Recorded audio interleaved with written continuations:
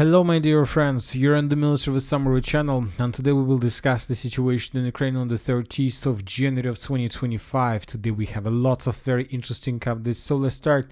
And before we start, I would like to tell you that most likely, according to the numbers of updates we've received during the day, we can make a conclusion that the Russians have launched an offensive, and this offensive is very powerful. Of course, not maybe the same powerful as we used to see in October of 2023 when the Russians just began offensive operation in the Avdiivka direction, but obviously this offensive operation is very strong and very powerful.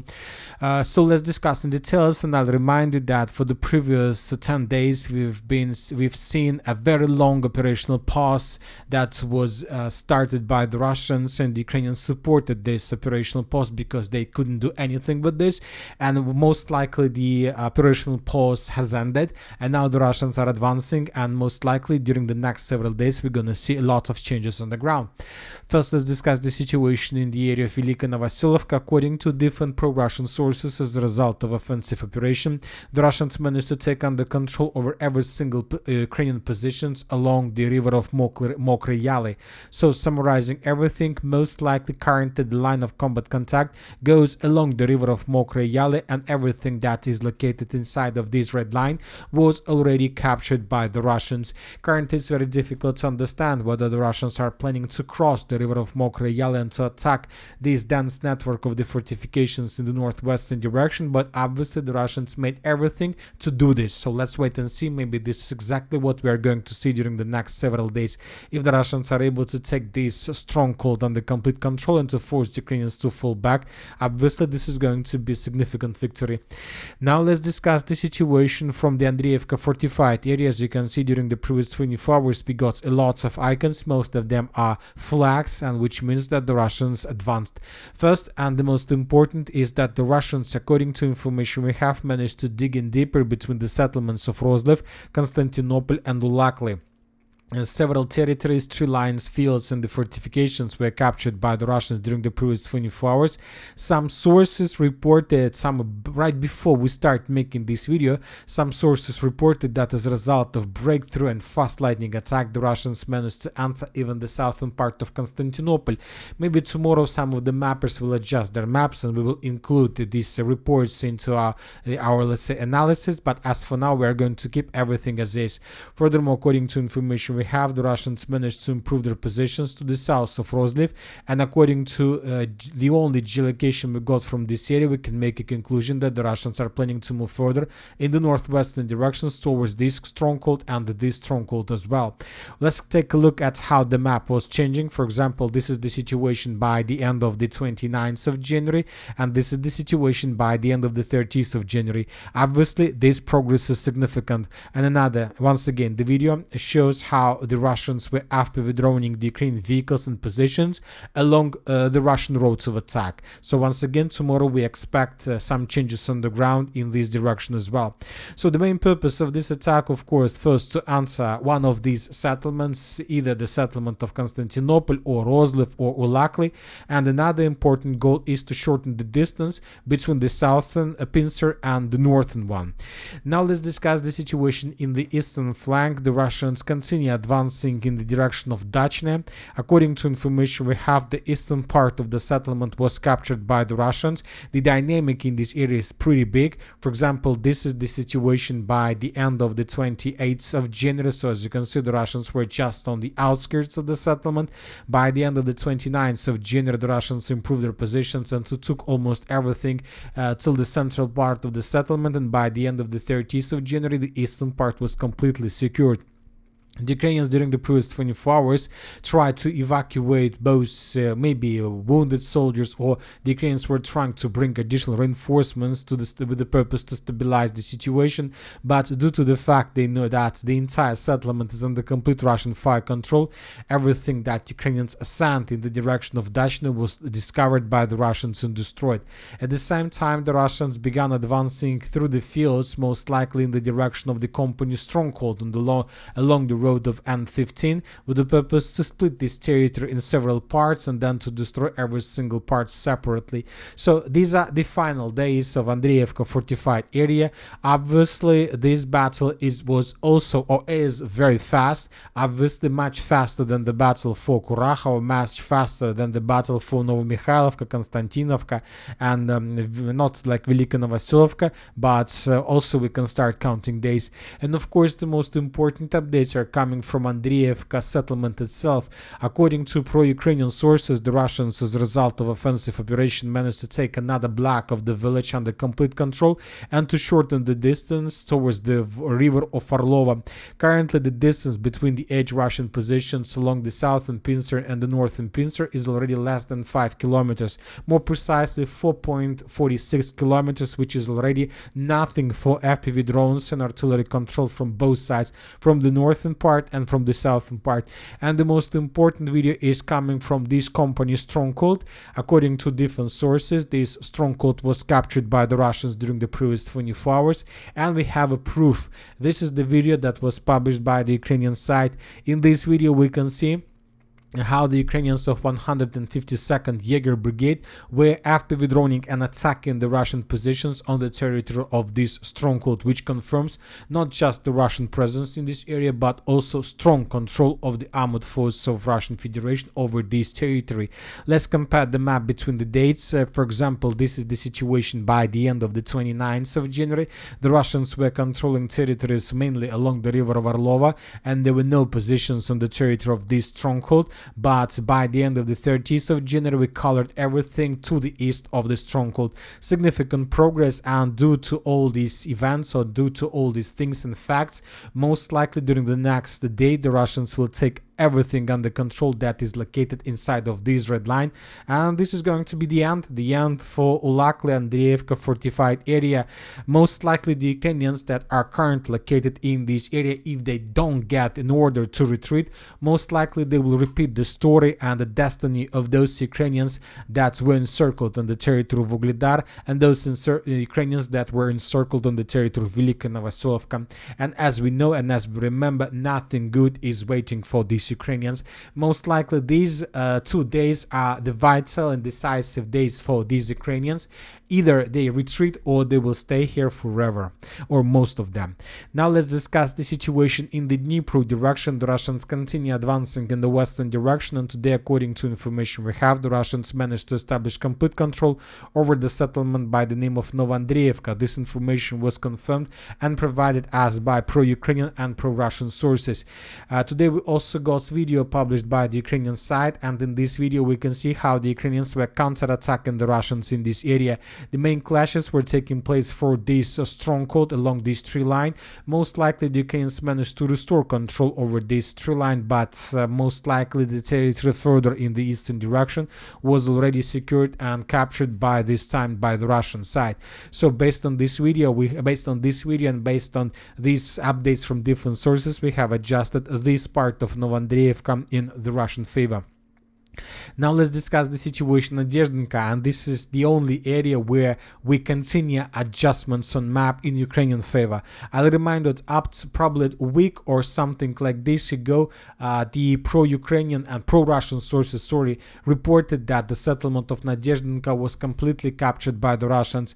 This is the post that was published by a pro-Russian resource at 27th of January, and we have colored this territory as a contested area, but then we start receiving updates from the Ukrainian side that confirm completely opposite situation. For example, this is the situation by the end of the 29th of January.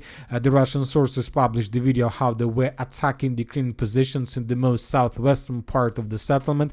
Based on this video, we have adjusted the contested area in Ukrainian favor. So this is exactly the episode when the Ukrainians were attacking, when the Russians were attacking Ukrainian positions. And on the 30th of January. Today we got another video also published by the Russian side from the central part of Nadezhdinka, and based on this video we continue adjusting the map in Ukrainian favor. In this video we can see the same story. The Russians were FPV droning the edge positions of the armored forces of Ukraine in the northwestern part of the settlement. So which means that most likely there are still very heavy clashes on the territory of Nadezhdinka, and the reports that we got several days ago about Russian control over the settlement were just wishful thinking.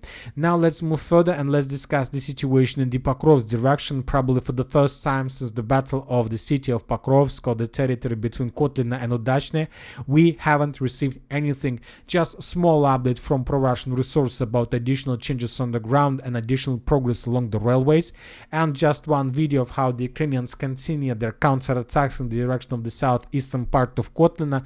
The Russians managed to discover the movements of Ukrainian vehicles heading towards Kotlina, and this vehicle was damaged and destroyed by the Russian FPV drone. So nothing special, just a regular activity. And important thing I would like to point your attention from this video, because this video, even despite the fact that there is just a regular situation, there are a lot. This video is very informative. And the most important information is the weather. I would like to point your attention that the sky is completely clear. The weather is good. By the way, currently the temperature in Ukraine shows anomalous numbers, completely unusual for this territory, and probably for the previous several centuries and maybe several thousands of years we haven't seen such a weather on the territory of Ukraine as we can see right now in January. It's sometimes unbelievable that the weather is so hot, and as you can see this exactly in front of your screens. The sky are clear, the weather is good, and this allowed the Russians to begin their full-scale offensive operation, and we see that Ukrainians are collapsing along the entire line of combat contact.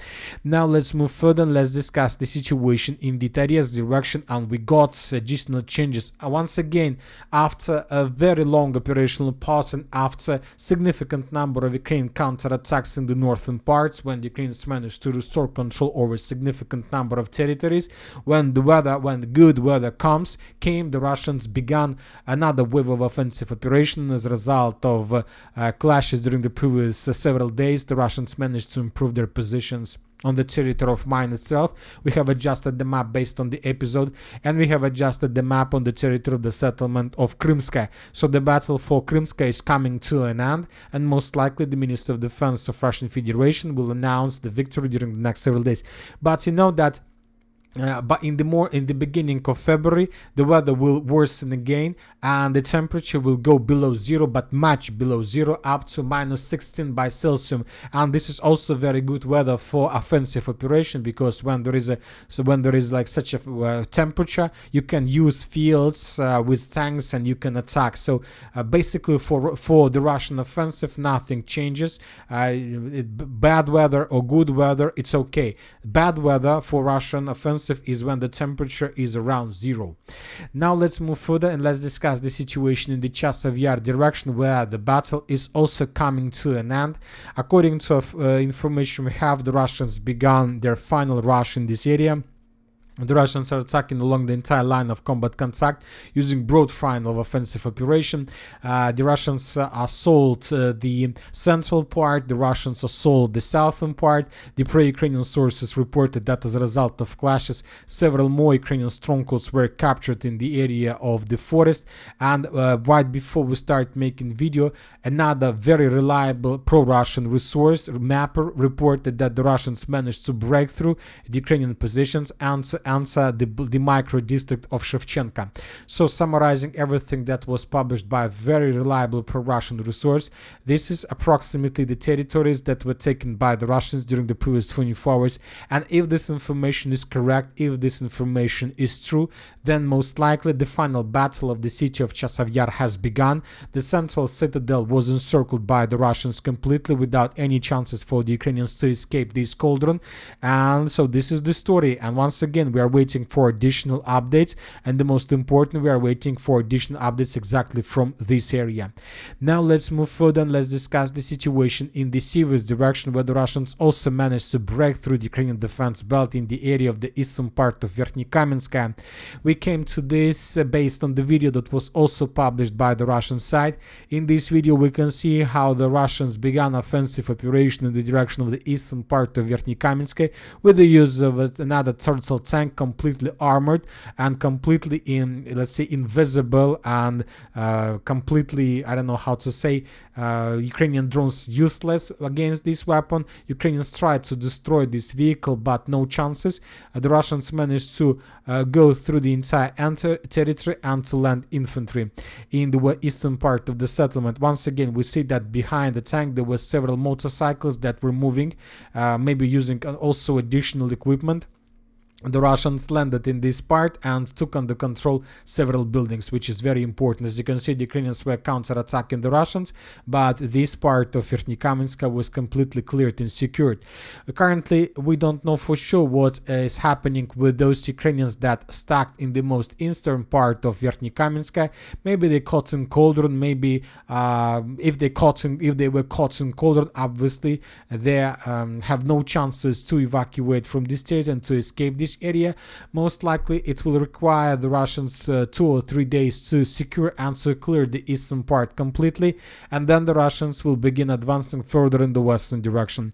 And the most important, that if the Russians are able to reach the western part of Verkhnykamensk and western outskirts of the settlement, then this is going to be the beginning of the battle for the city of Siversk. Probably the most expected and the most difficult battle that most likely is going to take place during the spring military campaign. Now let's discuss the situation in the Kupiansk direction during the previous 24 hours. As you can see, we got lots of icons. Mainly we got the icons and events of how the Russians were attacking Ukrainian vehicles, artillery systems, with Lancet, with drones and so on, and without any changes on the ground. As for the Sudzha direction, during the previous 24 hours, the Russians were bombing and attacking the city of Sumy with the purpose to destroy the Ukrainian temporary deployment point, Ukrainian reserves and reinforcements that Ukrainians might use in the Sudzha direction. As for the Sudzha direction itself, according to different sources, the Russians managed to improve their positions along the border, and currently everything that is already located inside of this red line is under complete Russian control. And right before we start making video, different sources reported that the Russians managed to break through Ukrainian positions in the western part of Sverdlikova, and maybe everything that is located already inside of this red line was also captured by the Russians during the previous 24 hours. So summarizing everything, the battle for Sverdlikova has started, and the clashes and fight is already taking place on the territory of the settlement itself. So we are waiting for additional details and updates, and if this information is correct, and if the Russians are able to take the village of Sverdlikova under complete control, then as you can see, there are no more barriers to attack the Sudzha from the southwest, and this might be a very big, this can bring lots of problems for the Ukrainians. According to information we have, and according to the report of the Minister of Defense of Russian Federation, the situation for the Ukrainians is critical. Over the past 6 months, the monthly sanitary and irreplaceable losses of Ukrainian armed forces personnel have consistently been around 50,000 or higher. January 2025, almost 52,000. December, 48,000. November, 60,000. At the same time, the number of recruits in Ukraine armed forces training centers, even with the activation of a territorial recruitment centers across Ukraine, has been reached 30,000 per month for about half a year.